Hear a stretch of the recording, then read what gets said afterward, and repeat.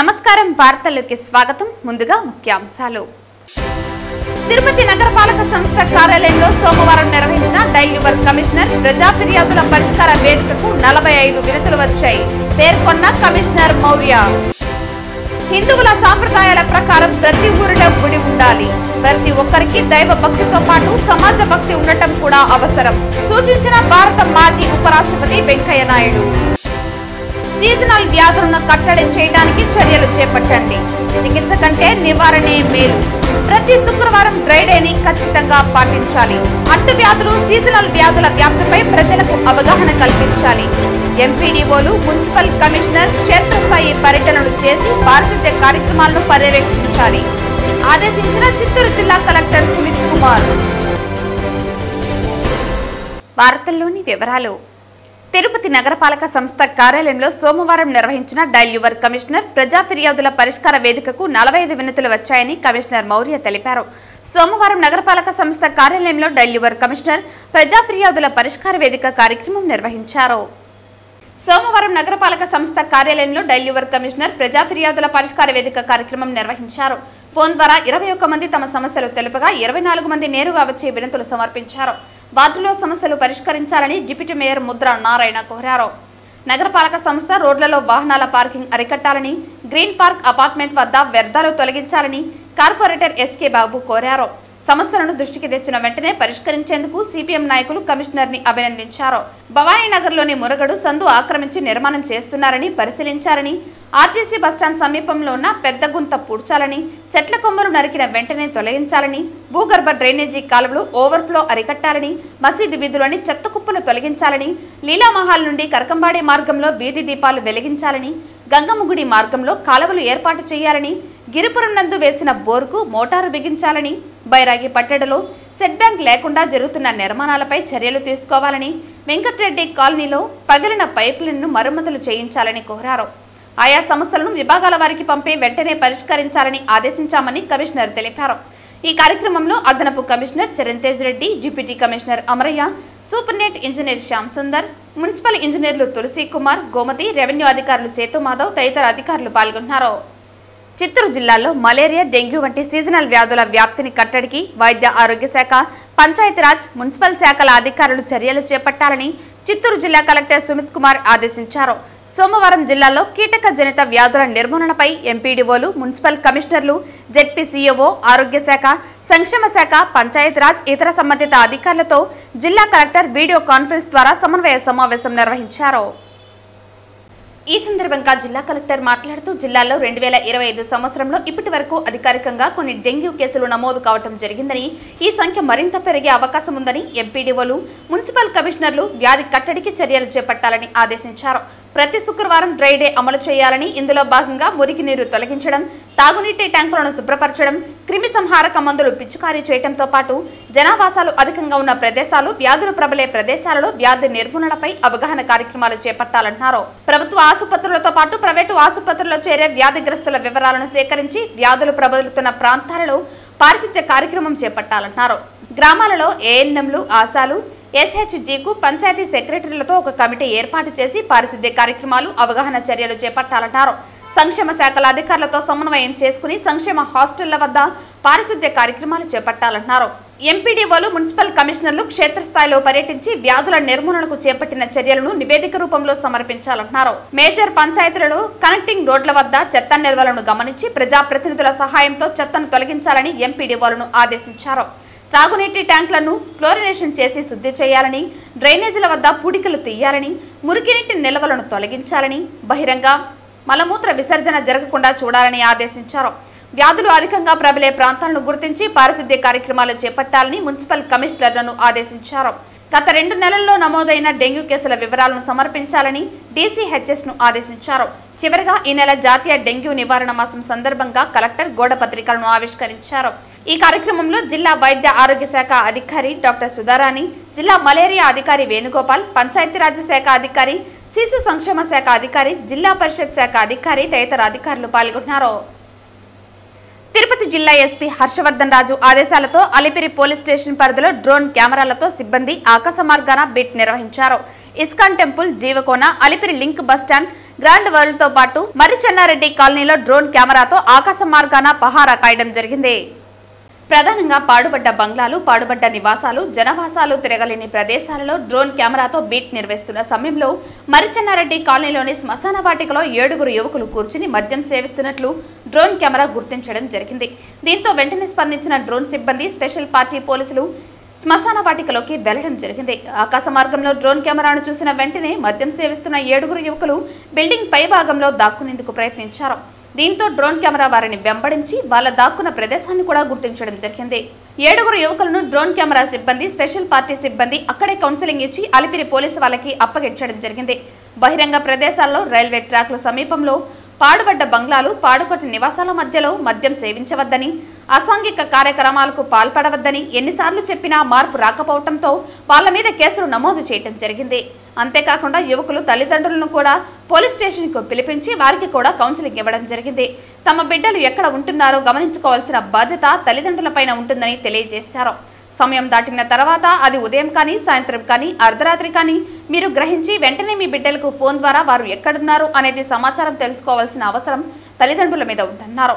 కొంతవరకు తల్లిదండ్రులు నిర్లక్ష్యంగా ఉండటం వల్లనే తమ బిడ్డలు నిర్లక్ష్యానికి గురవుతున్నారని తెలియజేశారు. మీరు స్పందించి తమ బిడ్డలు ఎప్పుడు ఎక్కడ ఉంటున్నారో అనే దానిపై ఆరా తీసి ఉంటే శ్మశానంలో మద్యం సేవించేందుకు ప్రయత్నించారని తల్లిదండ్రులకు తెలియజేశారు. మరోసారి ఇలాంటి ఘటనకు పాల్పడితే పోలీసు శాఖ చాలా సీరియస్ గా వ్యవహరిస్తుందని హెచ్చరించారు.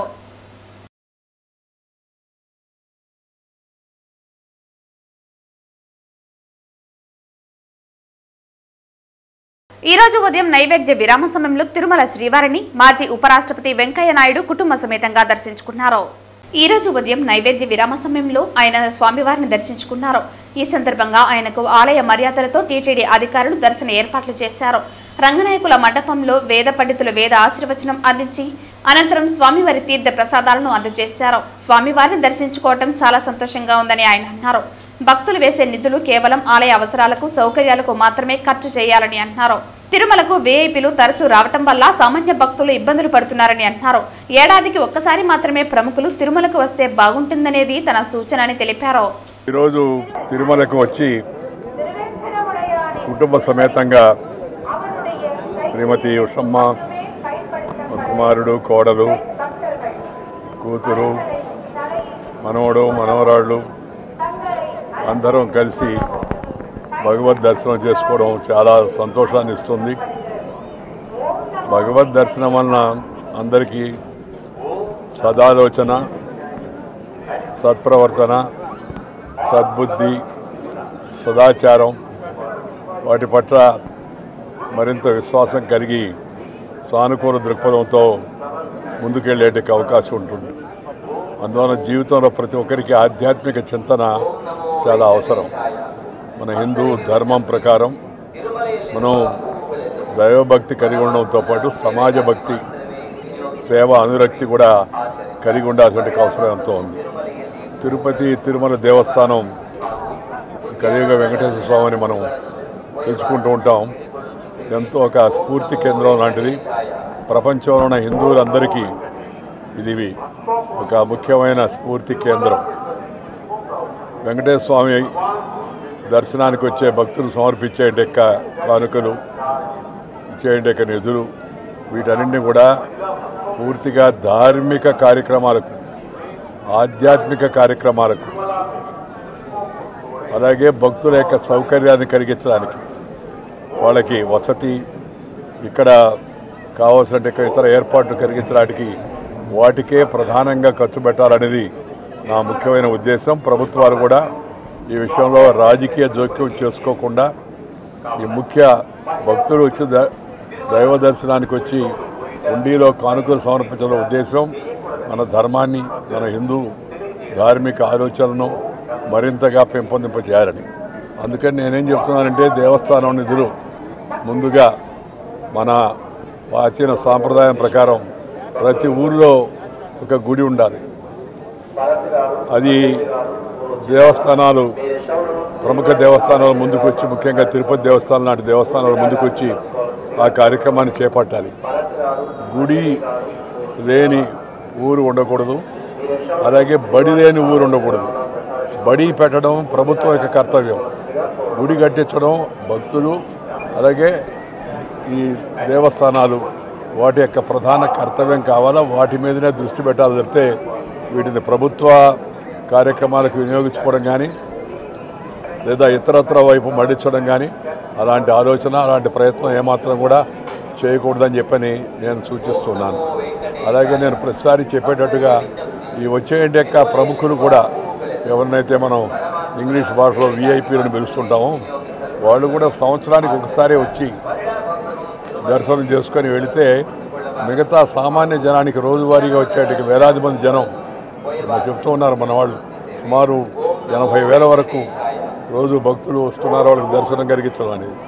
ఎంత చక్కని ఏర్పాట్లు చేసినప్పటికీ కూడా సంఖ్య పెరిగే కొంది కొంత ఇబ్బంది ఏర్పడుతుంది. ఎందుకంటే బయట మనం ఎన్నైనా ఏర్పాటు చేయొచ్చు, కానీ లోపలికి వెళ్ళిన తర్వాత మందిరంలోకి ఆ దైవ దర్శనానికి ఉండేట స్థలం, సమయం అది పరిమితమైంది.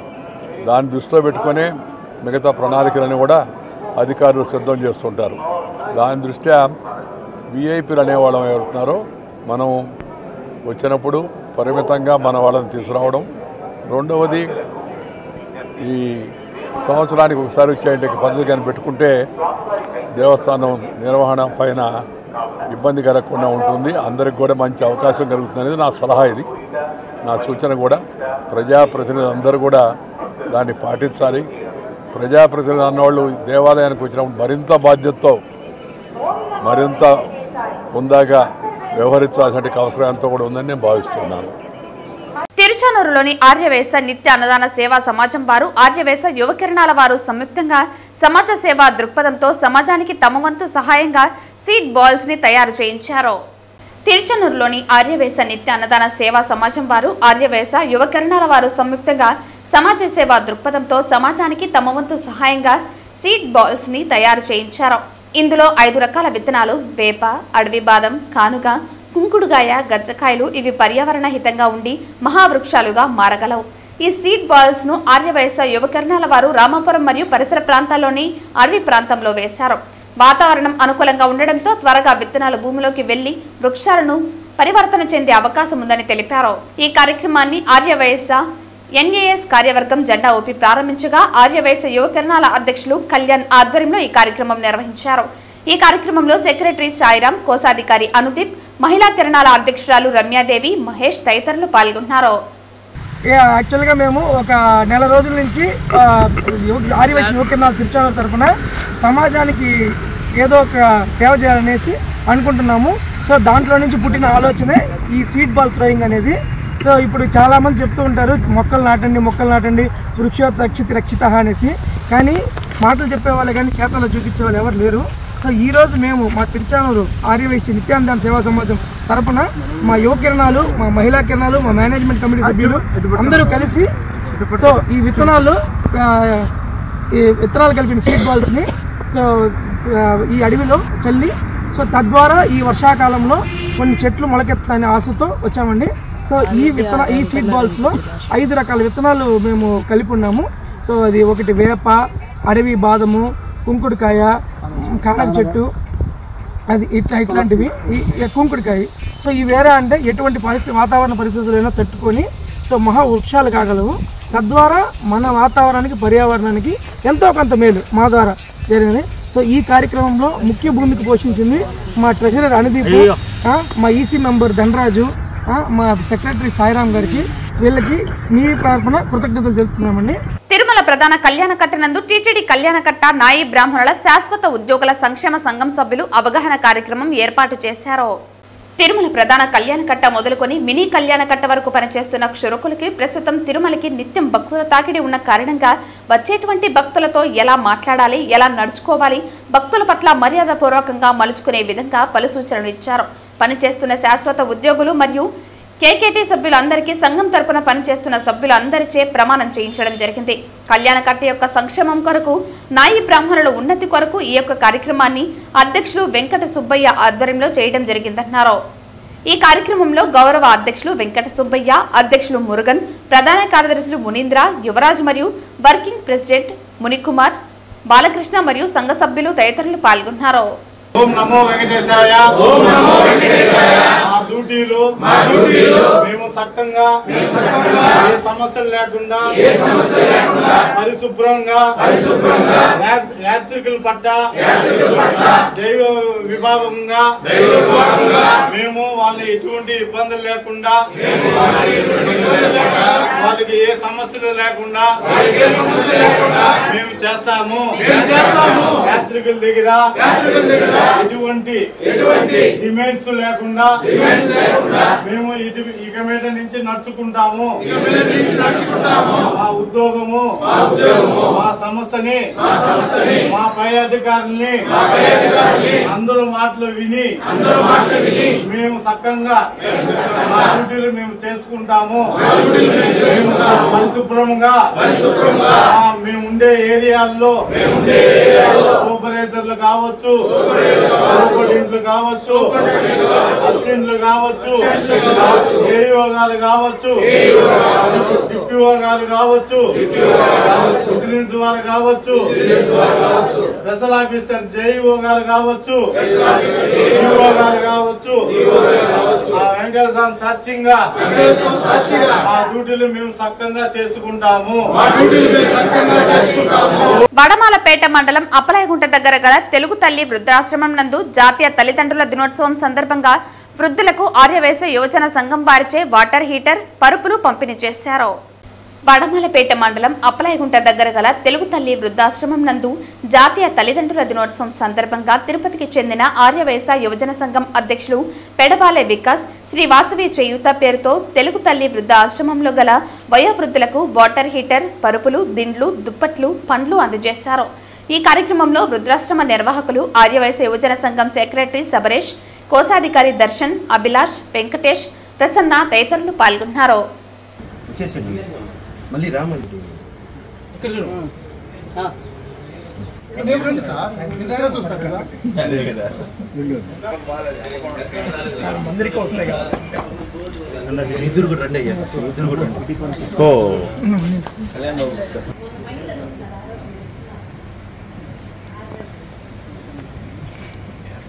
ఈ రోజు ఉదయం నైవేద్య విరామ సమయంలో తిరుమల శ్రీవారిని పర్యాటక, సంస్కృతి మరియు సినిమాటోగ్రఫీ మంత్రి కందుల దుర్గేష్ కుటుంబ సమేతంగా దర్శించుకున్నారు.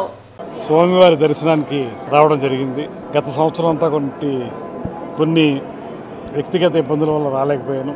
ఇప్పుడు కుటుంబ సమేతంగా అందరం కలిసి స్వామివారిని దర్శించుకోవడం జరిగింది. అదేవిధంగా రాబోయే రోజుల్లో తిరుపతి పరిసర ప్రాంతాల్లో పర్యాటక రంగాన్ని అభివృద్ధి చేయడానికి కూడా ఒక ప్రత్యేకమైనటువంటి కార్యాచరణ ఏర్పాటు చేస్తున్నాం. దానికి సంబంధించి తిరుపతిలో 7-8 తారీఖుల్లో ఒక సమావేశాన్ని కూడా ఏర్పాటు చేస్తున్నాం.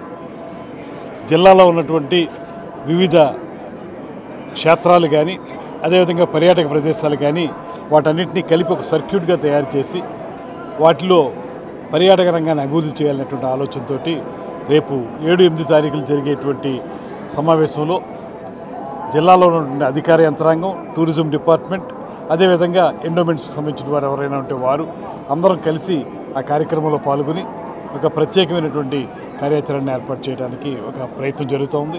దానికి ముందు రేపు 1వ తారీఖున కేంద్ర ప్రభుత్వ సాస్కీ ప్రోగ్రాం కింద శాంక్షన్ అయినటువంటి గండికోట పర్యాటక ప్రదేశాన్ని ముఖ్యమంత్రి చంద్రబాబు నాయుడు గారి చేతుల మీదుగా శంకుస్థాపన చేయడానికి ఒక ఆలోచన కూడా చేస్తూ ఉన్నాం.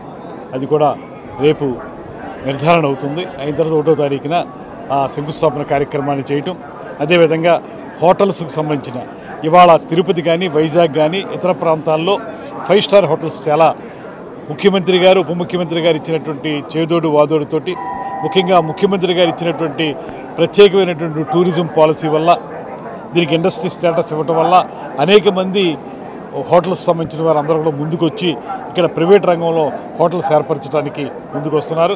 దానికి పూర్తి స్థాయిలో సహకారం ఇస్తూ తిరుపతిలో కూడా అనేక హోటల్స్ తీసుకురావడానికి కూడా ప్రయత్నం చేస్తూ ఉన్నాం. మొత్తంగా రాష్ట్రాన్ని పర్యాటక రంగంలో అభివృద్ధి చేయడానికి గతంలో ఎన్నడూ లేని విధంగా ఇవాళ కృషి చేస్తూ ఉన్నాం. గత ప్రభుత్వం పూర్తిగా తిలోదకాలు ఇచ్చింది పర్యాటక రంగానికి, ఇవాళ మళ్ళీ పట్టాలు ఎక్కించాం. నెమ్మదిగా దాన్ని ముందుకు తీసుకెళ్ళడానికి ప్రయత్నం. సరే, సముద్ర తీరం మనకి ఎక్కువగా ఉంటుంది, అక్కడ ఎటువంటి డెవలప్మెంట్స్ జరుగుతుంది? 974 కిలోమీటర్ల పొడవున సముద్ర తీరం ఉంది మనకి. ముఖ్యంగా వైజాగ్ దగ్గర ఉన్నటువంటి ఋషికొండ బీచ్ని మనం బ్లూ ఫ్లాగ్ బీచ్గా కూడా మనకి వాళ్ళ అంతర్జాతీయ ఖ్యాతి వచ్చింది. దానికి దాన్ని కాపాడుకుంటూ ఒక పక్కన మరో పక్కన మొత్తంగా సముద్ర తీరం పొడవునా కూడా వెల్నెస్ సెంటర్స్ కానీ అక్కడ బీచ్ రిసార్ట్స్ కానీ అదేవిధంగా వాటర్ స్పోర్ట్స్ కానీ ఇవన్నీ ఏర్పాటు చేయడానికి దాంతోపాటు సీప్లేన్ ఈ మధ్యకాలంలోనే మేము ప్రకాశం బ్యారేజ్ నుంచి నంద్యాల వరకు అంటే శ్రీశైలం వరకు సీప్లేన్ ఏర్పాటు చేయడం కూడా జరిగింది. దాన్ని ఒక పైలట్ ప్రోగ్రామ్గా చేసాం. దాన్ని కూడా త్వరలో పూర్తి స్థాయిలో తీసుకురావడానికి అదేవిధంగా క్రూజ్ టూరిజం కూడా డెవలప్ చేయడానికి వైజాగ్ నుంచి చెన్నై మీదుగా అటు పాండిచేరి వరకు తీసుకెళ్లేదానికి క్రూజ్ను కూడా ఏర్పాటు చేయడానికి ఇలా సముద్ర తీరానికి మనకున్నటువంటి ప్రత్యేకత మనకున్నటువంటి లాంగెస్ట్ కోస్ట్ లైన్ ఉంది కనుక దీని పొడవునా కూడా అనేక కార్యక్రమాలను చేపట్టడం అనేటువంటి దాన్ని ప్రధానంగా తీసుకుని మీరు చెప్పిన విధంగా సముద్ర తీరాన్ని కూడా పర్యాటకానికి ఉపయోగపడే విధంగా చేయడానికి ముఖ్యమంత్రి గారి యొక్క సూచనలతో అన్ని రకాల కార్యక్రమాలు చేపడుతున్నారు. ఈ రోజు ఉదయం నైవేద్య విరామ సమయంలో తిరుమల శ్రీవారిని పలువురు రాజకీయ సినీ ప్రముఖులు దర్శించుకున్నారు. ఈ రోజు ఉదయం నైవేద్య విరామ సమయంలో తెలంగాణ ప్రభుత్వ విప్ శ్రీధర్, తెలంగాణ ఎమ్మెల్యే మామిడాల యశస్విని రెడ్డి వేరువేరుగా కుటుంబ సమేతంగా దర్శించుకున్నారు. అలాగే కన్నడ ప్రముఖ హీరో శివరాజ్ కుమార్, తెలుగు దర్శకుడు గోపీచంద్ మలినేని తదితరులు స్వామివారిని దర్శించుకున్న వారిలో ఉన్నారు. ప్రముఖులకు ఆలయ అధికారులు దర్శన ఏర్పాట్లు చేసి అనంతరం స్వామివారి తీర్థ ప్రసాదాలు అందజేశారు.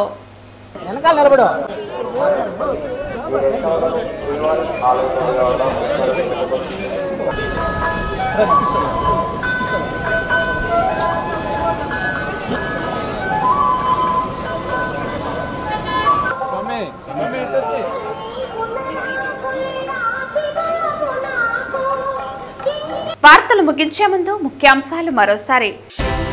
తిరుపతి నగరపాలక సంస్థ కార్యాలయంలో సోమవారం నిర్వహించిన డైల్ యువర్ కమిషనర్ ప్రజా ఫిర్యాదుల పరిష్కార వేదికకు 45 వినతులు వచ్చాయి పేర్కొన్న కమిషనర్ మౌర్య. హిందువుల సాంప్రదాయాల ప్రకారం ప్రతి ఊరిలో గుడి ఉండాలి. ప్రతి ఒక్కరికి దైవ భక్తితో పాటు సమాజ భక్తి ఉండటం కూడా అవసరం సూచించిన భారత మాజీ ఉపరాష్ట్రపతి వెంకయ్య నాయుడు. సీజనల్ వ్యాధులను కట్టడి చేయడానికి చర్యలు చేపట్టండి. చికిత్స కంటే నివారణే మేలు. ప్రతి శుక్రవారం డ్రై డేని ఖచ్చితంగా పాటించాలి. అంటువ్యాధులు, సీజనల్ వ్యాధుల వ్యాప్తిపై ప్రజలకు అవగాహన కల్పించాలి. ఎంపీడీఓలు, మున్సిపల్ కమిషనర్ క్షేత్రస్థాయి పర్యటనలు చేసి పారిశుద్ధ్య కార్యక్రమాలను పర్యవేక్షించాలి ఆదేశించిన చిత్తూరు జిల్లా కలెక్టర్ సుమిత్ కుమార్. ఈ వార్తలు ఇంతటితో సమాప్తం. తిరిగి వార్తల్లో మళ్ళీ కలుద్దాం. అంతవరకు సెలవు. నమస్కారం.